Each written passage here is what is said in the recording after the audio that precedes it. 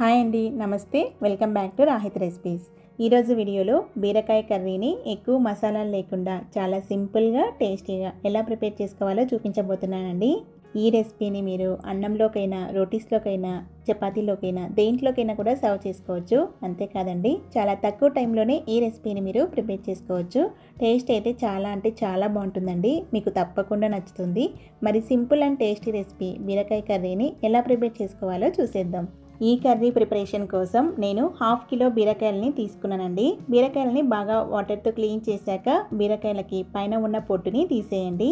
ఈ బీరకాయ పొట్టుతో కూడా మంచి బీరకాయ పచ్చడిని అయితే ప్రిపేర్ చేసుకోవచ్చండి. ఆ రెసిపీ కూడా నెక్స్ట్ వీడియోలో పోస్ట్ చేస్తాను. నెక్స్ట్ ఈ బీరకాయలకి రెండు వైపులా ఉన్న ఎడ్జెస్ని కట్ చేసి చిన్న చిన్న పీసెస్గా కట్ చేయండి. నెక్స్ట్ గ్యాస్ ఆన్ చేసి అడుగు మందంగా ఉండే కడాయిని పెట్టి 3 టేబుల్ స్పూన్స్ నెయ్యిని వేడి చేయండి. నెయ్యి ప్లేస్లో మీరు ఆయిల్ అయినా యూజ్ చేయొచ్చండి, బట్ నెయ్యి వేస్తేనే ఈ కర్రీ టేస్ట్ అనేది చాలా బాగుంటుంది. నెక్స్ట్ 2 మీడియం సైజ్ ఆనియన్స్కి పైన పీల్ తీసేసి చిన్న చిన్న ముక్కలుగా కట్ చేసుకొని యాడ్ చేయండి.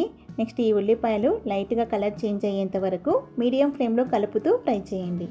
నెక్స్ట్ ఇందులోకి 1 రెమ్మ కరివేపాకు, 1/2 టేబుల్ స్పూన్ పసుపు, 1 టేబుల్ స్పూన్ కారం వేసి అంతా బాగా మిక్స్ చేసి ఒక 1/2 నిమిషం ఫ్రై చేయండి. నెక్స్ట్ ఇందులోకి 2 మీడియం సైజ్ టమాటాలను చిన్న చిన్న పీసెస్గా కట్ చేసుకొని యాడ్ చేయండి. అలాగే 1 టేబుల్ స్పూన్ ఉప్పును కూడా యాడ్ చేసి అంతా బాగా మిక్స్ చేసి టమోటాలు ఎక్కువ సాఫ్ట్గా కాకుండా కొంచెం సాఫ్ట్గా అయ్యేంత వరకు ఫ్రై చేయండి. నెక్స్ట్ ఇందులోకి కట్ చేసిన బీరకాయ ముక్కల్ని యాడ్ చేసి అంత బాగా మిక్స్ చేసి మూత పెట్టి మీడియం ఫ్లేమ్లో మధ్య మధ్యలో కలుపుతూ బీరకాయ ముక్కలు అనేవి సాఫ్ట్గా అయ్యేంత వరకు కుక్ చేయండి. ఇందులోకి వాటర్ కూడా యాడ్ చేయాల్సిన అవసరం లేదండి. బీరకాయల నుంచి రిలీజ్ అయిన వాటరే సరిపోతుంది. అవసరమైతే ఒక చిన్న గ్లాస్ సైజుతో వాటర్ని యాడ్ చేసుకోండి. ఒక 15-20 నిమిషాలకి బీరకాయలు అనేవి చాలా సాఫ్ట్గా అవుతాయండి. అప్పుడు ఇందులోకి 1/2 table spoon garam masala powder, 1/2 table spoon మిరియాల పొడి, ఒక 3 టేబుల్ స్పూన్స్ కొత్తిమీర తరుగును యాడ్ చేసి అంత బాగా మిక్స్ చేసి మూత పెట్టి మరో 2 నిమిషాలు కుక్ చేయండి. తర్వాత గ్యాస్ ఆఫ్ చేసి ఒక సర్వింగ్ బౌల్లోకి సర్వ్ చేసుకోండి. అంతే అండి, బీరకాయ కర్రీ రెసిపీ రెడీ. మీరు కూడా ఈ కర్రీని ట్రై చేసి చూడండి.